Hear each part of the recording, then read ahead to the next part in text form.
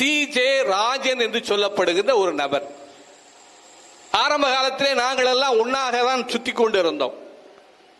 நாங்கள் எல்லாம் அந்த நேரத்திலேயே தமிழர் தேசிய அரசியலை பேசியவர்கள், எங்களோடு சேர்ந்து பயணித்தவர் தான், என்னுடைய நல்ல நண்பர். ஆனால் இன்றைக்கு என்ன ஆகிவிட்டது என்று தெரியவில்லை. சீமான் இன்றைக்கு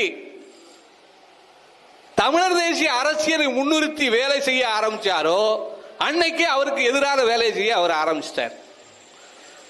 என்ன காரணம்னு எனக்கு தெரியல.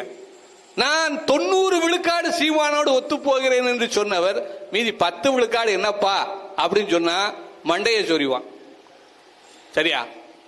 அந்த சி.ஜே. ராஜன் என்பவர் என்ன செய்கிறார் என்று சொன்னால், தமிழ்நாட்டில் இருக்கிற இந்தியாவை காப்போம் அப்படின்னு ஒரு பேனர்ல தமிழ்நாட்டில் இருக்கிற எல்லா சபைகளிலும் சென்று நீங்க நான் இப்படி ஒரு கேம்பெயின் நடத்த போறேன், நான் அதை செய்ய போறேன் இதை செய்ய போறேன், நீங்க 1 லட்சத்தை கொடுங்க, நீங்க 2 லட்சத்தை கொடுங்க, நீங்க இதை செய்யுங்க அதை செய்யுங்கன்னு சொல்லி என்ன பண்றாங்க, அவர் ஒரு திட்டத்தை போட்டு இன்றைக்கு வேலை செய்கிறார். போன பாராளுமன்ற தேர்தலில் அன்பிற்குரியவர்களே, வீடு வீடாக சென்று காங்கிரசுக்கு ஓட்டு போட வேண்டும் என்று சொன்னவர்கள் இந்த இயக்கத்தினர் தான், இதை சார்ந்தவர்கள் தான்.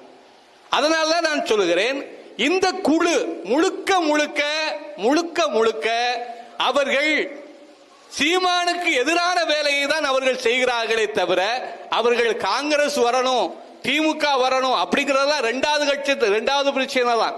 ஆனால் சீமான் வந்துவிடக் கூடாது என்பதிலே அவர்கள் கண்ணும் கருத்துமாக இருக்கிறார்கள். ஏனென்றால் அவருக்கு நம்முடைய அரசியலினுடைய ஆழம் மிக தெளிவாக தெரியும்.